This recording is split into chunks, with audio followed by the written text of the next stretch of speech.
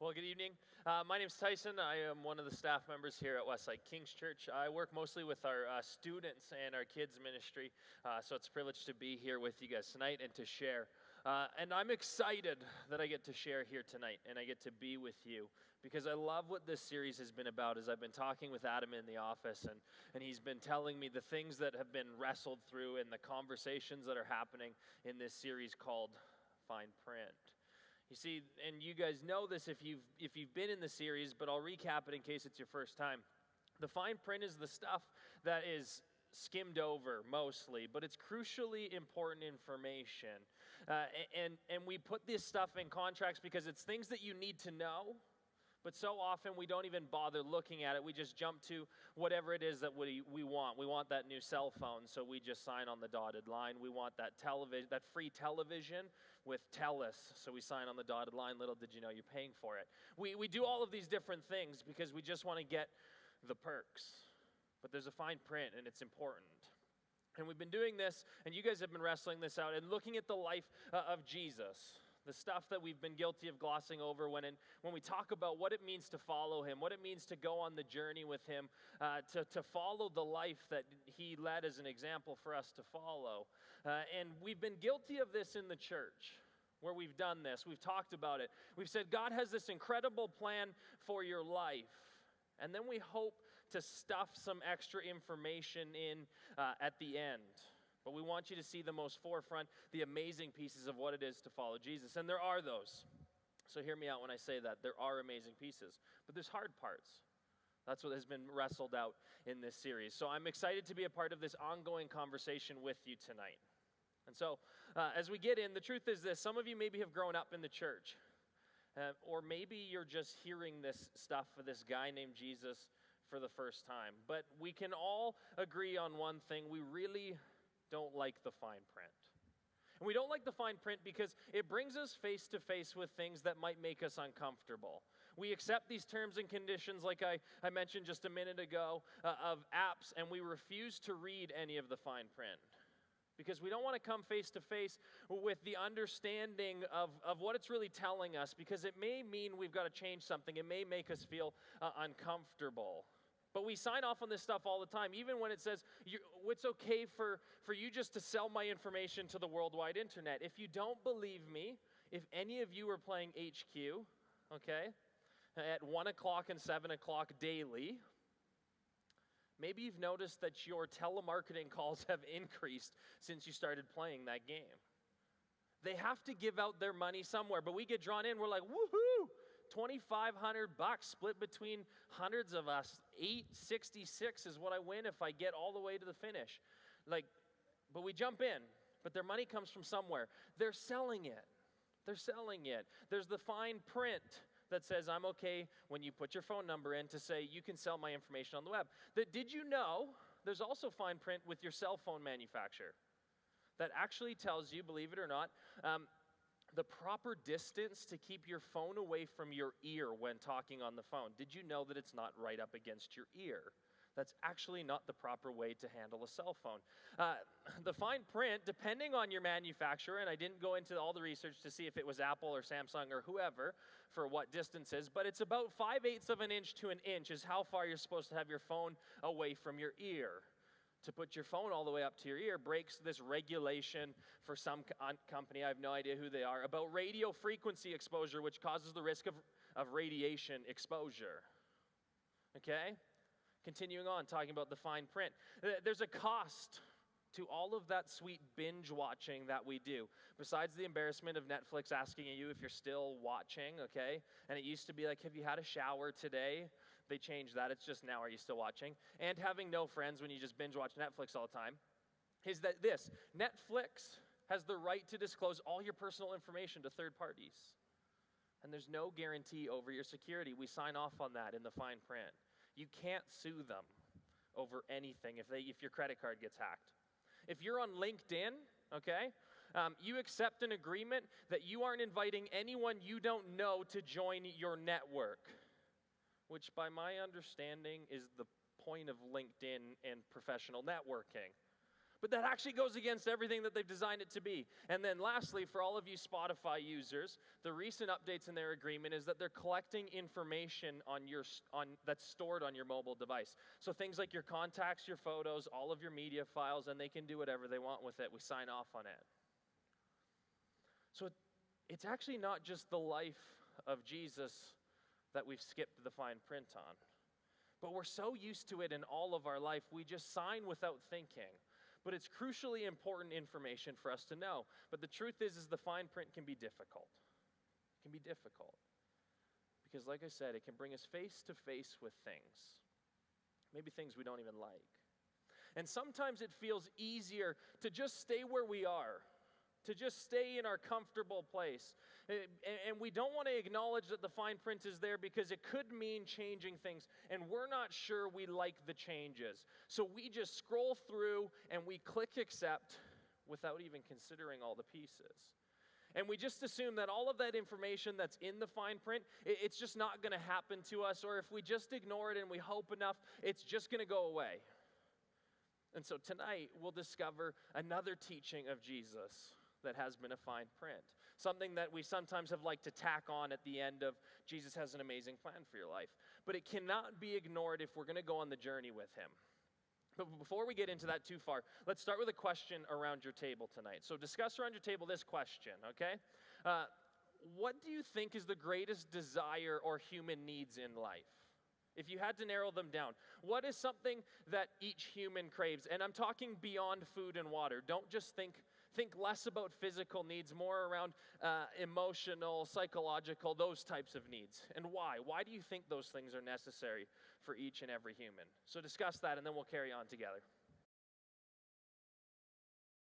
So I don't know what you maybe discussed just briefly there in your round tables tonight, but Forbes magazine actually did a bit of research on this front to say what are some of the deepest cravings and desires for human beings. And based on their research, they found three things that they would say pretty well every human being desires. The first one is safety, that every person living wants and needs this desire of feeling safe, of feeling secure, of feeling like they're going to be okay, that they're taken care of.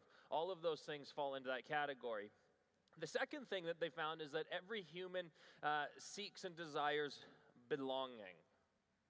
That they have this need and this desire of feeling like they have a place to call their own. To quote an old theme song, they want to go. Everyone wants someplace where they know your name, and they're always glad you came. Okay, maybe Cheers was on to something back in the day. They had this all figured out. Okay, and the last thing that they found, the third thing, was that people crave matter, that they matter, and they crave significance. That what they do actually makes an impact in the world around them.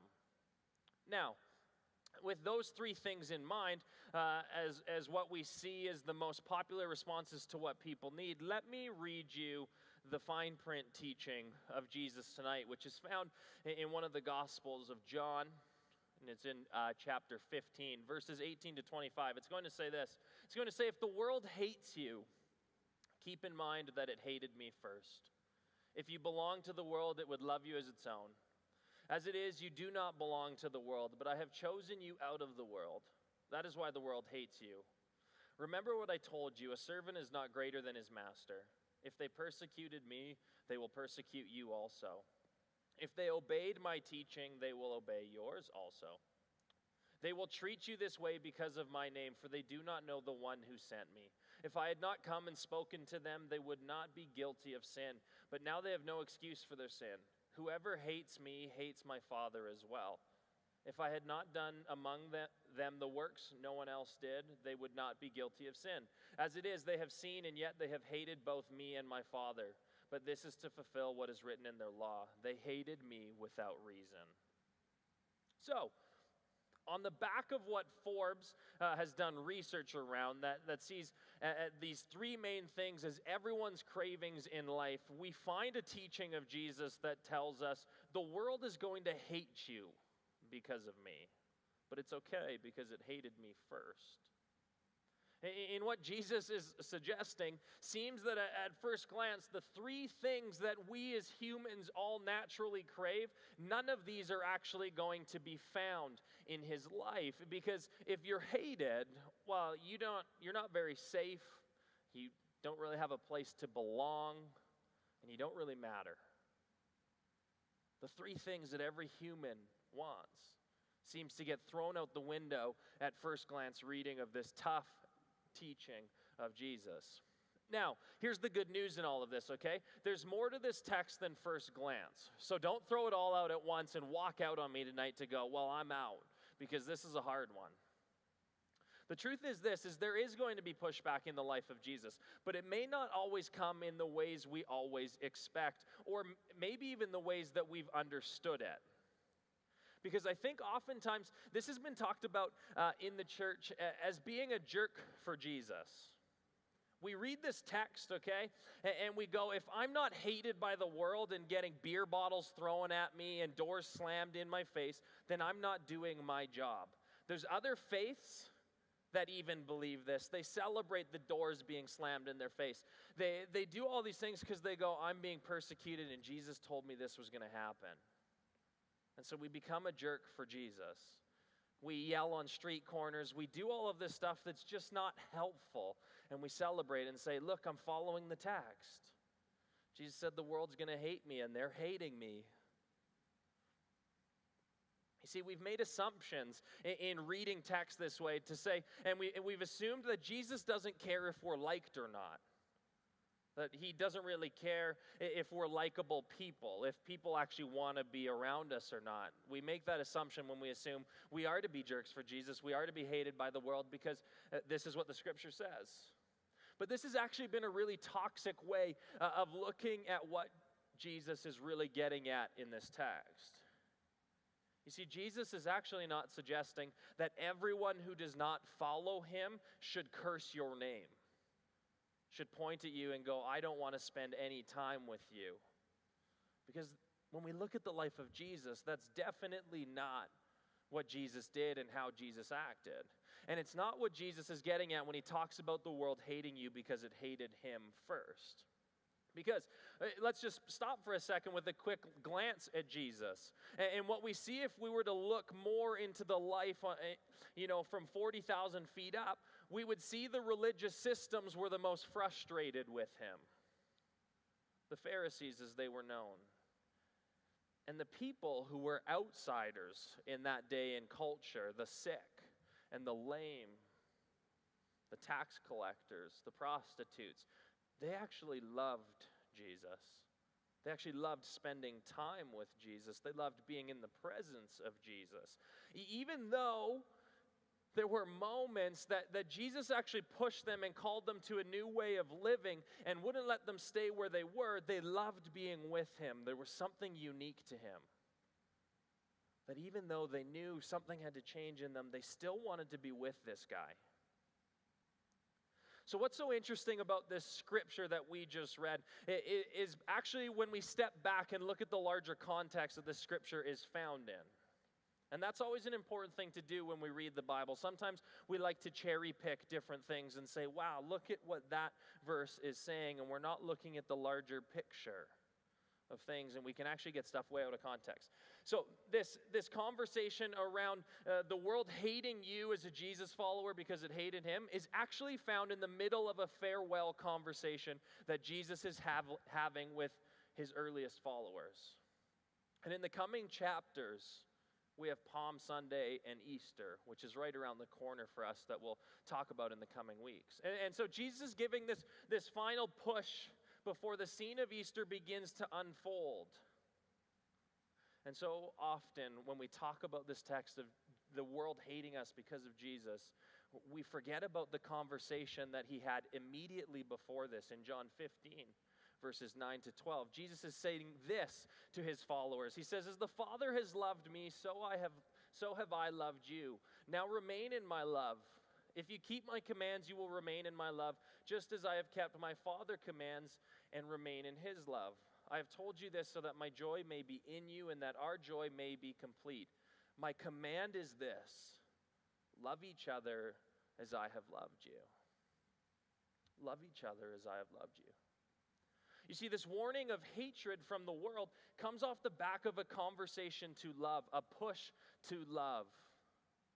Jesus is telling his earliest followers to love the way that he did, to love in a way that is so radical to the world around them that it doesn't know what to do with it, to love in a way that ultimately is going to lead Jesus to the cross and that upset the world's way of doing things. You see, love is a scandalous thing. It is. The love of Jesus is scandalous to the world. And it's scandalous because the world loves its power systems. It loves its power systems. It always has, and we still fight them today. But the love that Jesus encourages his followers to walk out is a love that will put everyone on the same level, on the same playing field, and that actually pushes against the power systems of the world. And it's a love that the world will hate you for. It's a love that the world will hate you for. You see, you can't overthrow the corrupt powers of the world without paying a price. And we'll see in 2 weeks that sometimes that price is even your own blood. Sometimes there is suffering, there's persecution. There's moments where we're feeling like we're being hated by the world.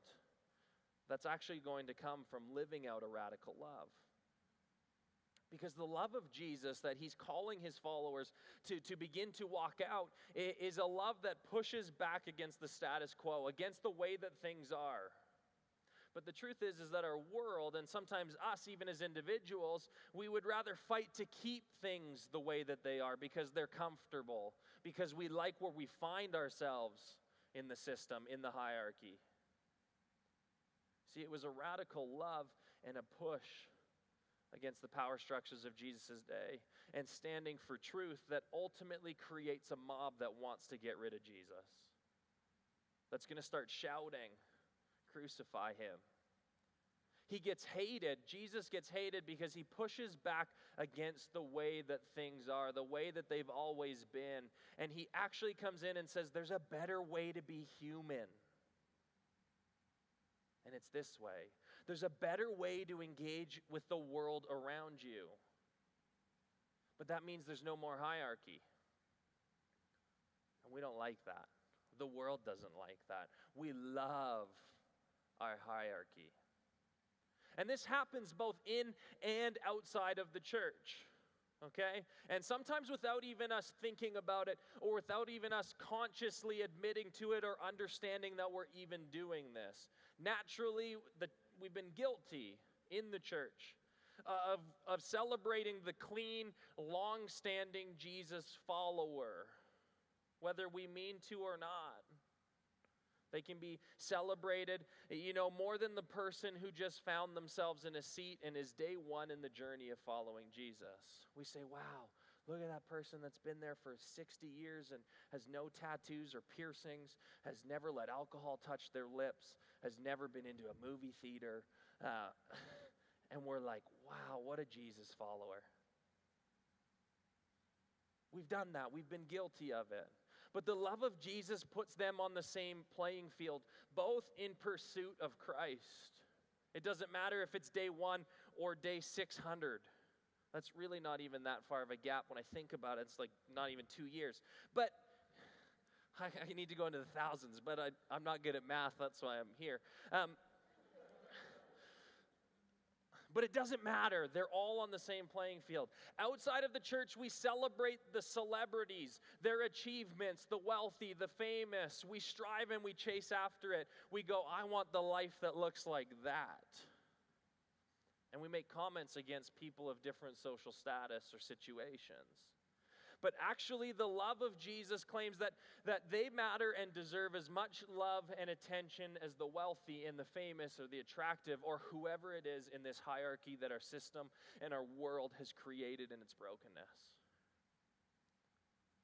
You see, to live this way, to say actually everyone's on the same playing field, is going to find yourself being hated by the world.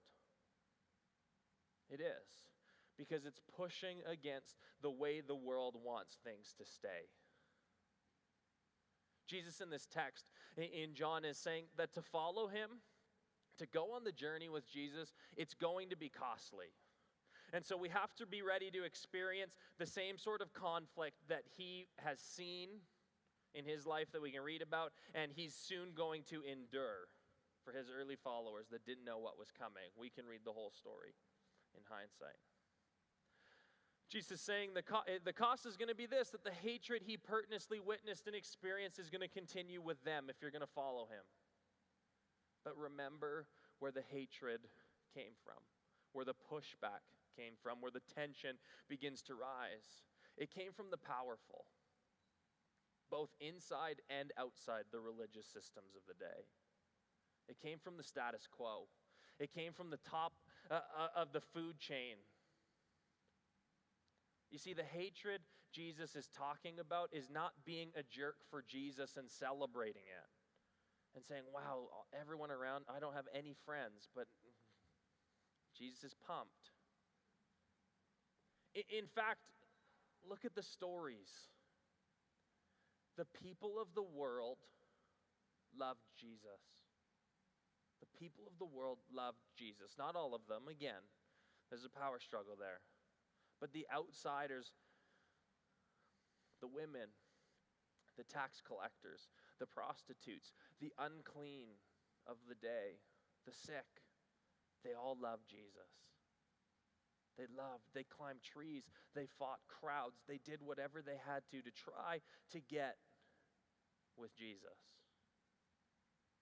The scriptures show that the peasants of the day loved Jesus.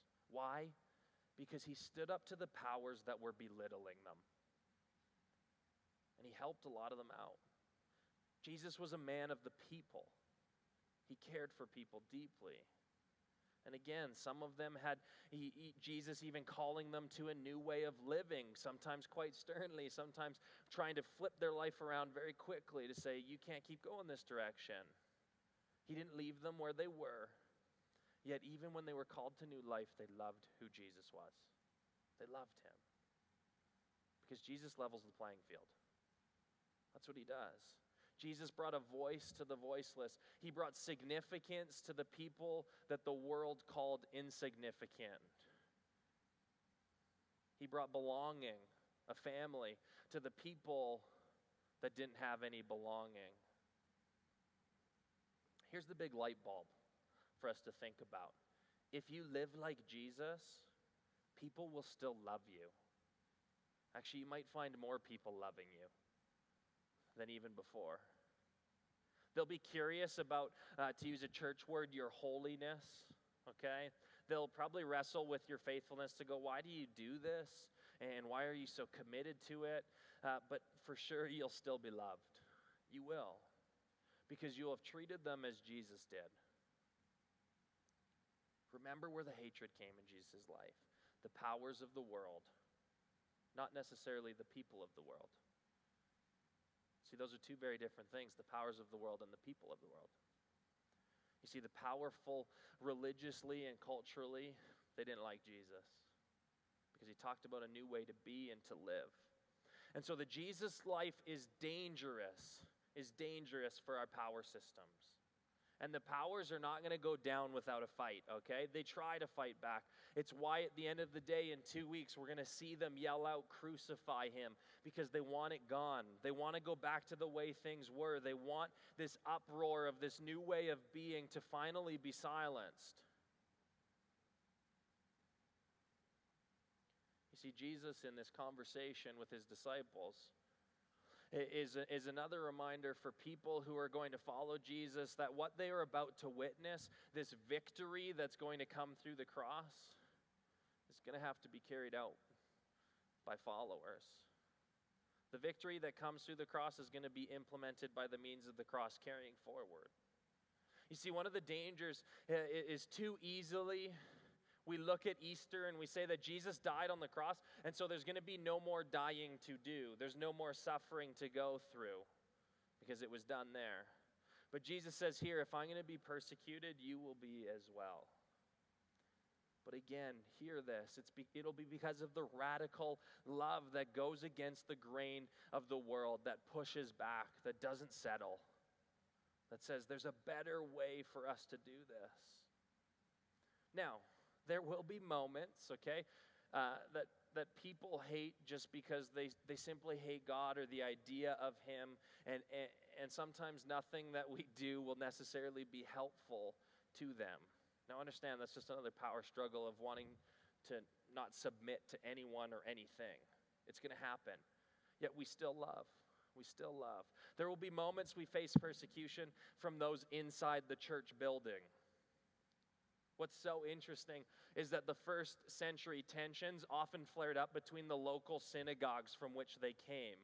Some of the earliest followers. There's a guy by the name of Stephen in the book of Acts who faces this, a guy by the name of James, the same thing, and Paul, who's written a lot of our New Testament, talks about this by being persecuted by his own people in a book called 2 Corinthians. So there will be moments that those in the church look at how we love and live, and they're going to tell us to stop. They're going to say, I'm not sure what you're doing, that you can't love someone like that, because don't you know what he or she has done? Or you can't be in that space and call yourself a follower of Jesus. Because Jesus would never find himself in a pub, is sometimes what I've heard. Or Jesus would never find himself there. You name the place. You see, Jesus faced persecution from the religious at one instance in his life for literally not washing his hands. He didn't wash his hands, and they were all over him. I mean, if you've grown up in the church, and this is my background and maybe some of yours, okay, we faced this critique over movie theaters, okay, legitimately as a kid. My grandparents told me I couldn't go to movie theaters because it was bad.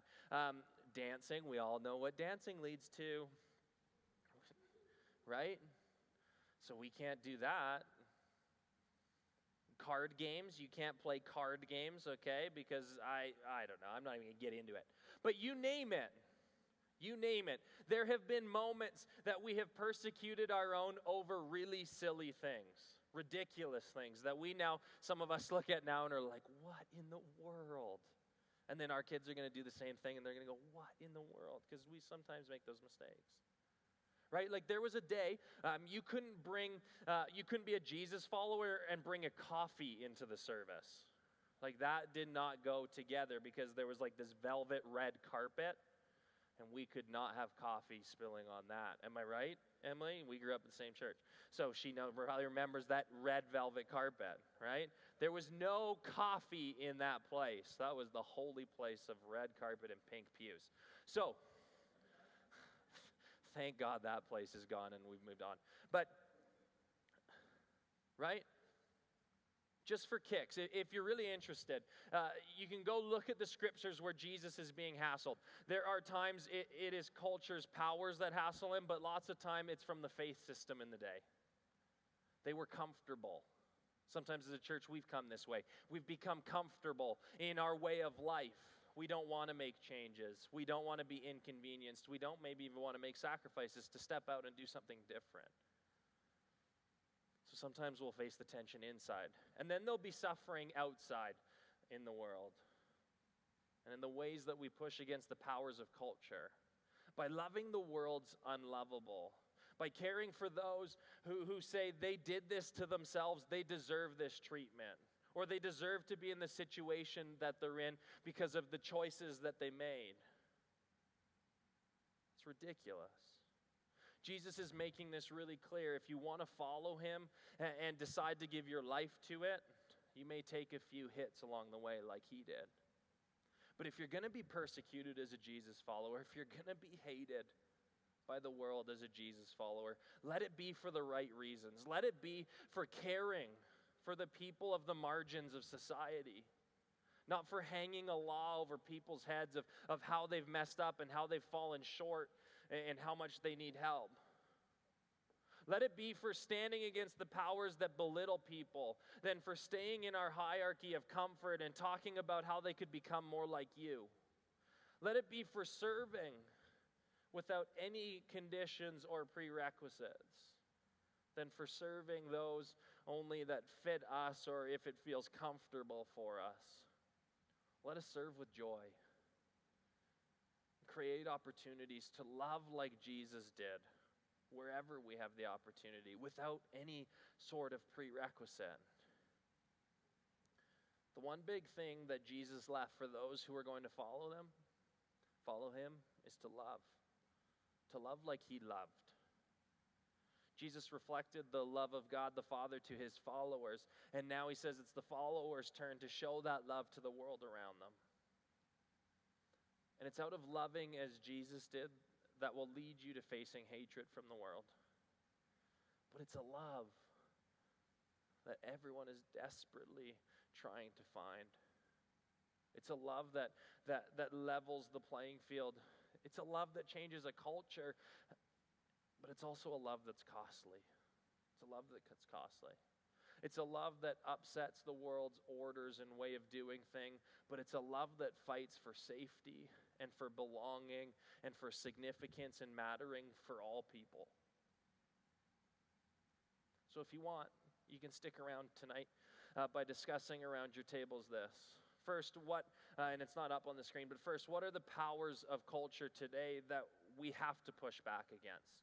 Maybe think about some of the things that you might be seeing in the world around you. What are some of the things that are trying to cling to a certain way of just keeping things the way they are? And then second, what are the ways that Jesus followers or not, what are the ways that we could exemplify this radical love that levels the playing field and pushes back against cultural powers? So I hope you have a great night. It's been awesome being here with you, and we hope to see you here next week.